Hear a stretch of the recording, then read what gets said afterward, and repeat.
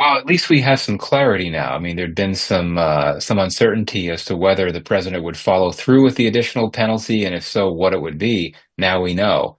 Um, Unfortunately, given just how the relationship has been developing in recent days, this new announcement is not all that surprising, and the president has also appeared very committed to following through with tariffs. And in that sense, despite the potential impact, the damaging impact this could have on the U.S.-India relationship, it's not that much of a surprise to me that in the end the president decided to follow through on his threat to impose this additional penalty. So you mentioned about the damaging effect of these tariff. Where are the ties between India and US going? What do you see coming in future?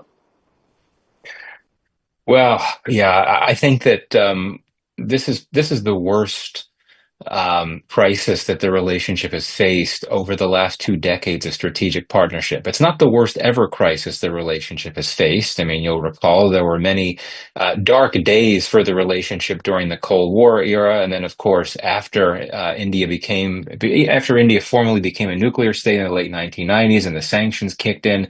Those were not good times, but this is really a difficult moment. So the question is how to move forward. I would argue that there is potential for this relationship to be salvaged, not just because of the natural shared interests and the strategic convergences and all that, but this is a relationship that is multifaceted and has many different areas of cooperation that play out on parallel tracks and have the insulation to withstand shocks to the broader relationship. And here I would point to the fact that even during the last few weeks, when we've had such a difficult period in relations, there have been some significant achievements for the relationship. The two sides announced a development related to space cooperation. And then, of course, the U.S. also designated the Resistance Front as a terrorist group, which was a big boost to U.S.-India counterterrorism cooperation. So things can still happen. Good things can still come from this relationship, even in some of the darkest days.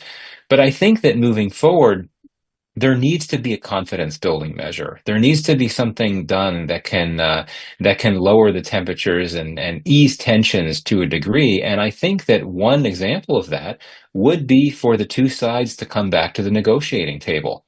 The President Trump has never said that he is not willing to go back to talks. So if the two sides can come back and start talking again, that could be pretty significant right there. I would also look to later this year when there is a scheduled Quad Leader Summit in India. Assuming that summit happens and assuming President Trump goes to India, that could be a confidence building measure that brings a boost to the relationship. But I think for me, one of the biggest questions moving forward is, are the two sides and the various leaders not named Trump able to work around the decisions and the messaging and the actions coming from the president himself? In other words, will the whims of the president, will the actions of President Trump hold the relationship hostage? If so, it could be difficult to move forward. But if you have senior officials at the State Department, the External Affairs Ministry, engaging on high levels, if there's a phone call between, say, Dr. Jaishankar and Marco Rubio in the coming days, that could be very helpful as well. I think that talking is important. That needs to happen.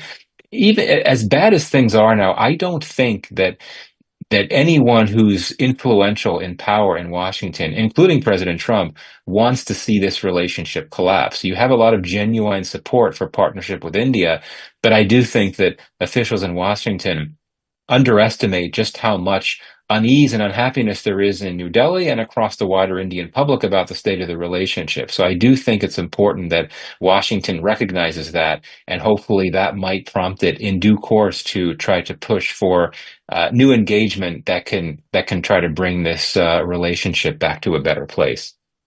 My